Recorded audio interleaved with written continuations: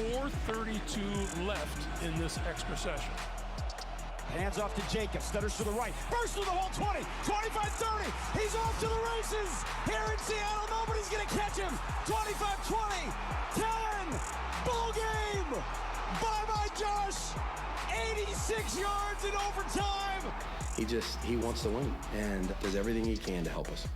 Look at the block by Jakob Johnson as fullback, and Jacobs, who has been just a man possessed all game. Welcome back, ladies and gentlemen, to a recap of the League Week 12, where we see a fraud go off on the main stage and score just about 50-something fantasy points. Well, gotta hide that. That's something I'm gonna get into later. So report comes out that Josh Jacobs is injured, got a calf problem, and then turns out he's not injured, plays like every single game, drops 300 total scrimmage yards with 2 touchdowns or something like that, 43.3 points to carry Tommy Lumsden to the victory over Noah Harden.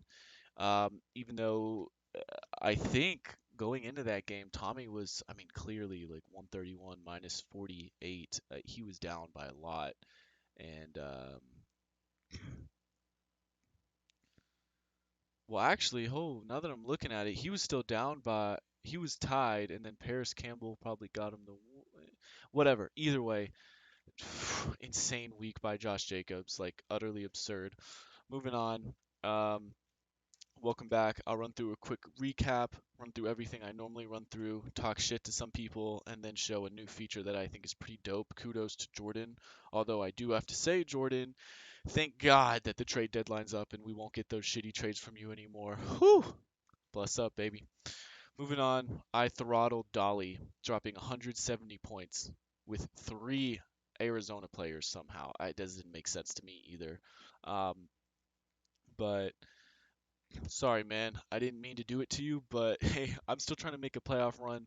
I know everyone else is, and I had to step up, and I stepped up, baby. Jared dropping the lowest points this week.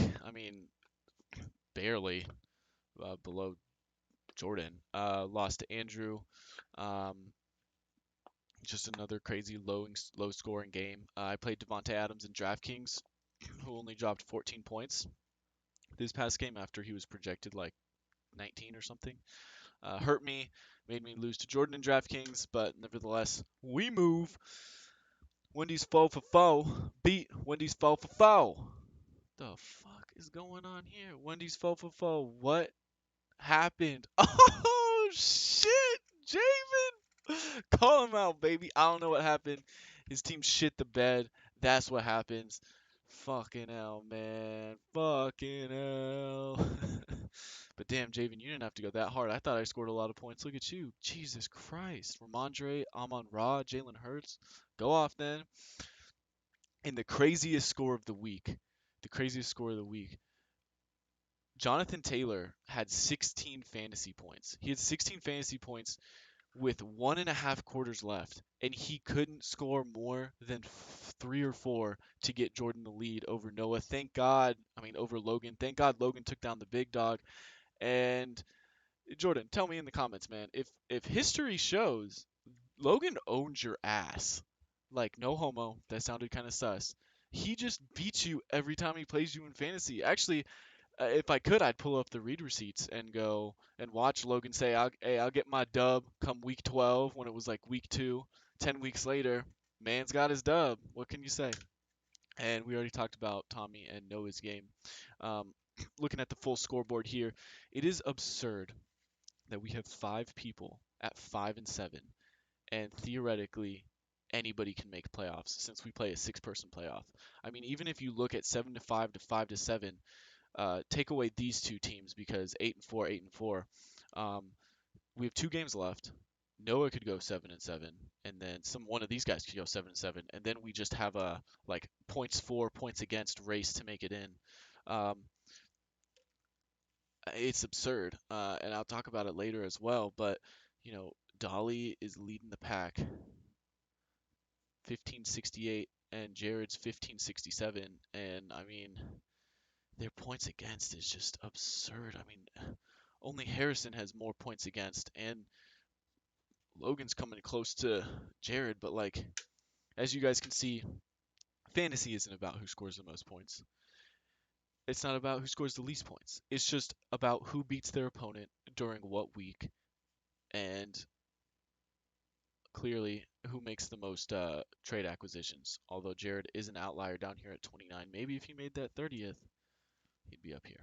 I'm just kidding. Who knows? Compared to what happened at the beginning of the season, here's where the final standings project. Again, I still think these are garbage, but it is what it is because nobody knows what exactly is going to happen. But it's interesting still how the top 5 teams are still dropped down and the bottom 5 are moved up outside of Jared, which has stayed the same, which is odd for someone who scored the most points. Another moving on, this is what the playoffs currently look like.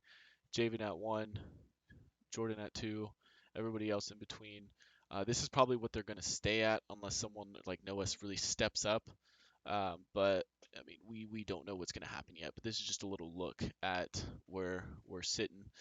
And finally, to test out this new feature that Jordan showed me, I guess if we stick our ESPN league into this website, Fantasy Pros, it gives us a couple of recaps. So recap 1 from like this past week, I had the highest score. Jared had the lowest score. I had the highest point differential against Dolly. Jordan lost a heartbreaker to Logan, and Logan got super lucky that happened. I don't even know what this means. 6-3 all play record and take a bow. 97 accuracy score. I guess it's like my players were projected to do a certain way and they all popped off versus bro, this thing's calling you a clown, Jared. What the Yo, beat its ass. That's messed up. Damn, now it's calling Logan a clown. Oh no. Power rankings. Look at this. Now it's calling you the king. Fucking fake ass website. But that was for last week. It has one for the whole year. Dolly's got the most points. It's a shame there's no participation ribbons in the league.